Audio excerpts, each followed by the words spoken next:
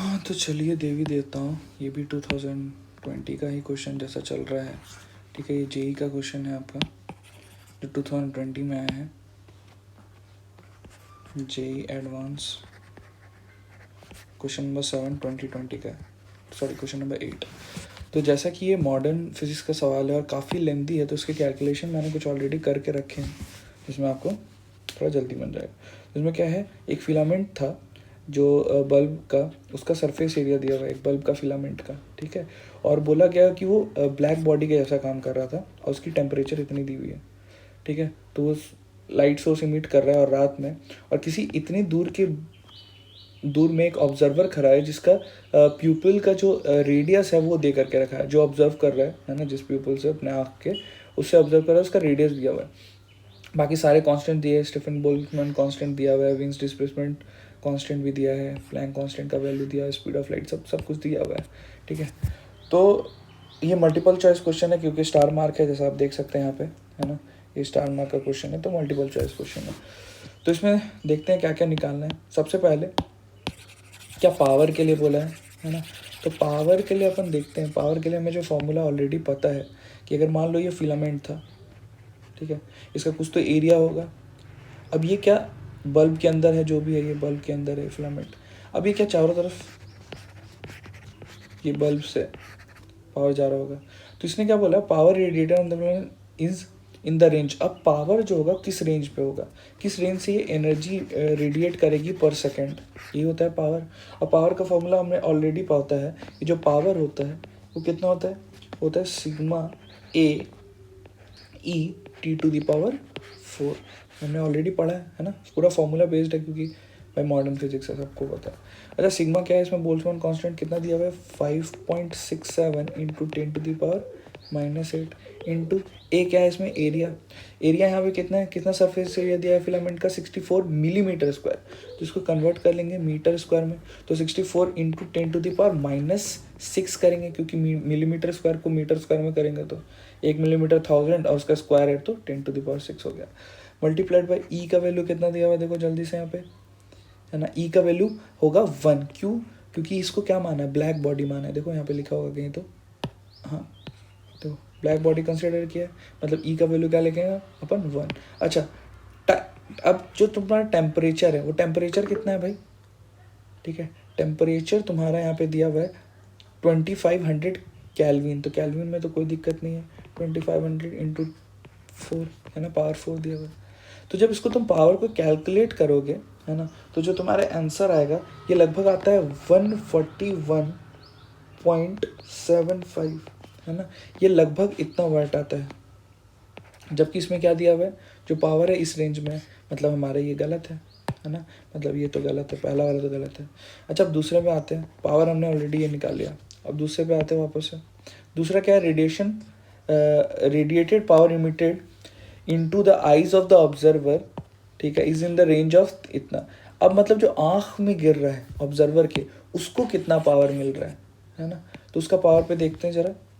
तो अब सोचो जब भी यहाँ से कोई पावर का सोर्स गया, हमने देखा कि वो सेम पावर हर जगह फेंक रहा है, तो मान लो इस रेंज पे आया, है ना, यहाँ पे तुम्हारी आँखें हैं, इस पॉइंट पे तुम्हारी आँखें हैं, तो जो पावर होगा इस पूरे एरिया में, जो एरिया में वो सेम पावर डिस्ट्रीब्यूटेड होगा हर जगह, है ना, इवनली डिस्ट्रीब्यूटेड, ऐसा अपन मान के चल रहे हैं सब जगह इवनली डिस्ट्रीब्यूटेड। तो इस एरिया में हमने पावर निकाल लिया इतना है ना, लेकिन हमें उसमें पूरा नहीं चाहिए, हमें तो सिर्फ इस प्यूपल पे चाहिए जिसका एरिया कितना होगा, छोटा सा एरिया। अगर आप देखो तो क्योंकि प्यूपल का अपन शेप का सर्कुलर मानते हैं, तो पाई आर स्क्वायर जो भी रेडियस होगी, और रेडियस हमें पता है कितना दिया हुआ है, 3 मिलीमीटर का प्यूपल है ना, देखो दिख रहा है यहाँ पे 3 मिलीमीटर, है ना। तो 3 मिलीमीटर का अगर प्यूपल मान के चलते हैं तो मतलब ऑलरेडी उसको मीटर में कन्वर्ट करेंगे तो 3 इंटू 10⁻³ का स्क्वायर, है ना, मतलब पाए ये हो जाएगा 9 इंटू 10⁻⁻6। तो जो एरिया पीपल की क्या है मान सकते हैं। तो सोचो ये जो पावर पूरा का पूरा जनरेट कर रहा था 141.75, वो कितना जनरेट कर रहा था पूरे कितने एरिया में, पूरे का पूरा सरफेस एरिया में। ये जो इतना इस रेंज का मतलब कितने रेंज पे, 100 मीटर पे वो खड़ा था, तो यहाँ पे दिया 100 मीटर। ये 100 मीटर के डिस्टेंस पे उसका प्यूपल है ना, ये 100 मीटर।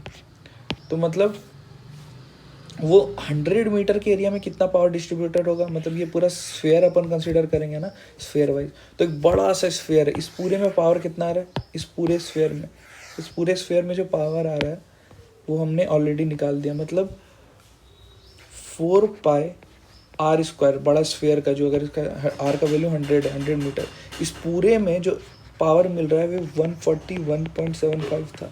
तो सोचो एक एरिया में पावर कितना मिलेगा, 141.75 बाई यूनिटरी मेथड जो बचपन में पढ़ते हैं ना, क्या इतना होगा। तो सोचो हमें इस एरिया में चाहिए जो प्यूपल का एरिया, उसमें कितना आएगा, जो प्यूपल का एरिया जो कि कितना है π9 × 10⁻⁶, तो इस वाले में होगा 141.75 divided by 4πr² into area of pupil जो कि कितना है π9 × 10⁻⁶। जब सब कुछ को हटाओगे इस r का वैल्यू क्या पुट करोगे, r का वैल्यू कितना है 100, तो क्या लिखोगे 1.75 डिवाइड बाई 4 इंटू 100 का स्क्वायर इंटू 9 इंटू 10⁻⁶। जब ये पूरा कैलकुलेट करोगे देन यू विल फाइंड कि जो आपका आंसर आ रहा है ये होगा लगभग 3.18 इंटू 10⁻, ठीक है, -8, यही आएगा तुम्हारा, जो कि ऑलरेडी यही है। क्या देखो तो ये इसके बीच में आ रहा है कहीं 3.18 है ना, 3.15 और 3.25 के बीच में, मतलब ये जो ऑप्शन जो अब तुम्हारा बी है क्या वो बिल्कुल सही ऑप्शन है। अच्छा अब सी पे देखते हैं, wavelength corresponding to the maximum intensity of light.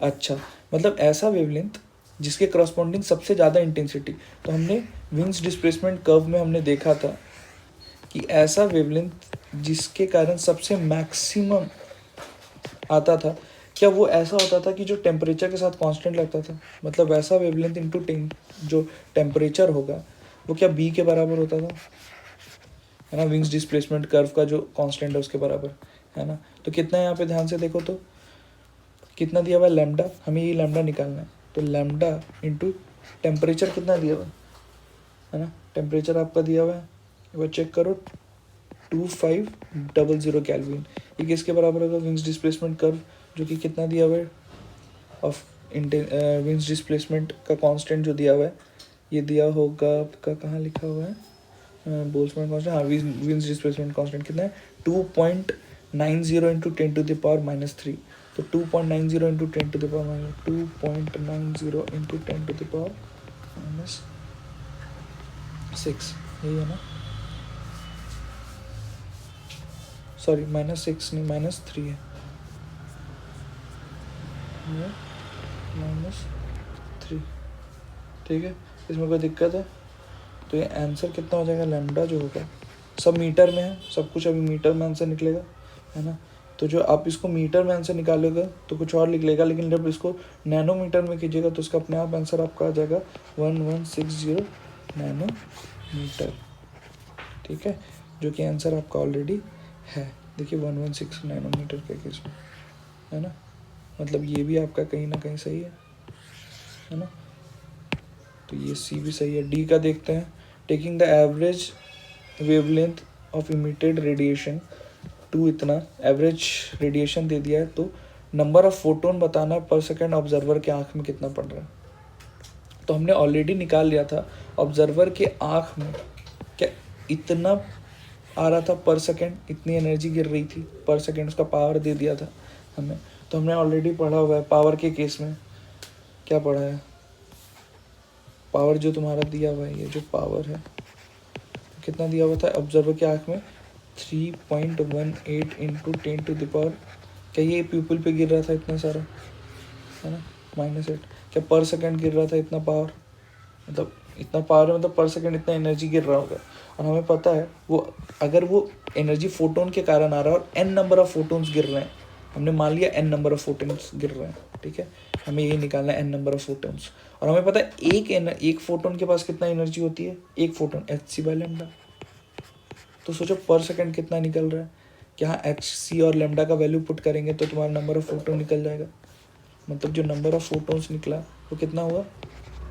3.18 into 10⁻⁻8, lambda का वैल्यू आप पुट कर लीजिएगा जो यहाँ पे दिया हुआ है है ना, multiplied by lambda divided by यहाँ पे क्या आएगा एच इंटू सी।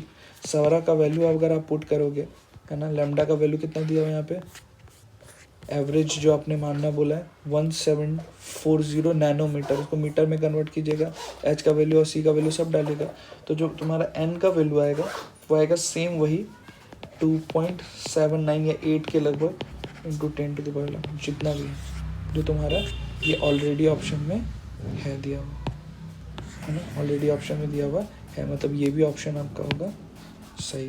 मतलब जो राइट आंसर होगा इस वाले सवाल का, ये क्वेश्चन नंबर 8 का जो आंसर होगा वो कितना होगा,